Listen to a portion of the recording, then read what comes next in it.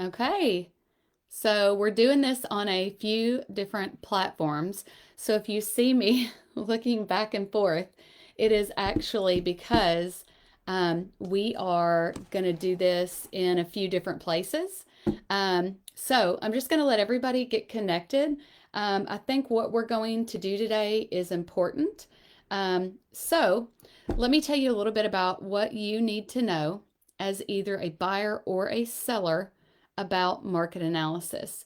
So, when we go to list a property or when we go to talk to a buyer about the value of a property, we always want to make sure we're going into detail about the why. Now, you guys are in the driver's seat. You can list it what you want, you can make an offer at what you want. We have a responsibility and an obligation to do what you want us to do, even if we think it's a bad idea. We also have a responsibility to tell you if we think it's a bad idea. But here are some of the things you really need to be thinking about and considering with market analysis. So that market analysis should have active, pending, contingent, and sold. The agent should be looking at the scope of the market, meaning not just what are things selling at, but what is your competition? How many homes are on the market? So we should be looking at, okay, this is what's active, and this is what you're competing with, and this is what when people see you, they're going to be seen. This is what's currently under contract. These are the comparable sales coming down the pipeline. Do we know until they close out what they're closing out at? Not necessarily, because it's not public knowledge, but these are going to be the comparables coming down the pipeline for you when you go to get your appraisal. The sales you're going to be compared against. I mean, unless your buyer's cash, but that's fairly rare. Most buyers, have financing. So you're closed. These are the sales that are going to be part of your appraisal. These are the sales we're looking at current market value for. Now, we need to look.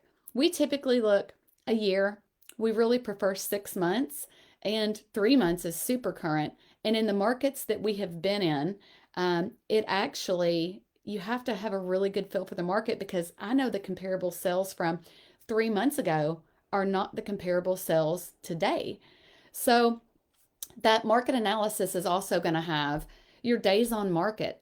We should be able to tell you and be able to see, okay, houses in this neighborhood have an average days on market of 10 or 14, or they go pending very quickly, an average days of 3.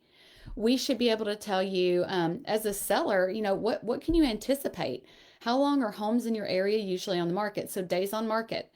We also have vision and visibility to the original price that people have gone on at, the list price they are at when they get their offer, and the sell price, so the price that they eventually closed out at. Now, why that's important? That's important because we are wanting to look at sell price to list price ratio.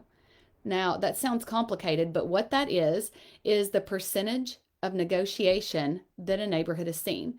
So if we're seeing, that most of the listings are selling and they're at 0.98%, they're at 100%, they're at 101%, we're seeing that there may be a minimal amount of negotiation in that neighborhood, or typically none. So that's also, again, important in knowing as a seller what to anticipate, or as a buyer what's more common in that area. And it also helps us get an overall picture of negotiation, an overall picture of days on market, and kind of go into it knowing more or less.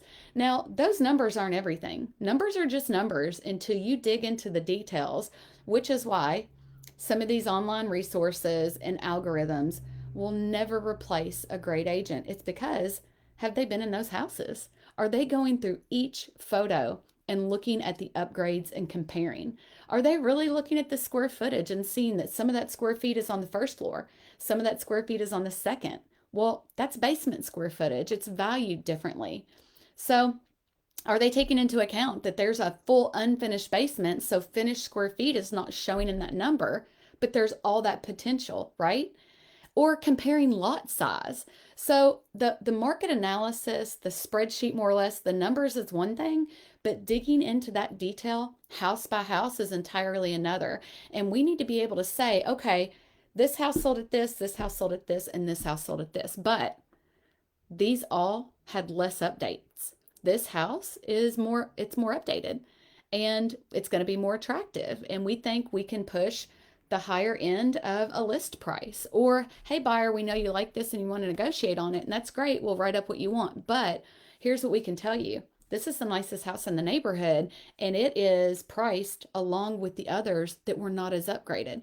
So that is a little bit about market analysis. Appraisers can go back up to a year or even 2 years if it's unique, but they don't need to right now. We have enough sales for them to value property without doing that. But as buyers agents and sellers agents, we want to look up to a year, 6 months, 3 months, and then really have an excellent feel for what the market is doing. Because you can run numbers right now, and the sales 3 months ago might be pretty high. But if you start to dig into that, we know when the peaks are. We know when the things were selling over list price or with 10 offers, and we need to adjust not just for sales, but for supply and for demand and for condition. Those are all super important. So that is a crash course on market analysis. That is super high level. It really doesn't do justice for that conversation that we have when we sit down with the buyer and talk numbers about what they want to offer. And it doesn't do justice for that in-depth analysis and conversation we have with the seller when they're ready to list a home. So those are our tips. If you'd like to know more about how we do what we do, let us know. You can reach me directly anytime. My number is 859-621-8073. Or if you're a seller who is wondering about the value of their home, we would love to share that with you. And as you know, crazy enough, that knowledge is free. That experience, that advice is actually free, which is a wild thing in our industry. But remember that we're a resource and we would love to help you and love to give you advice. And most of all, we would love for you to be our buyer or seller. So thanks for joining us today, guys. We appreciate it. Have a great day.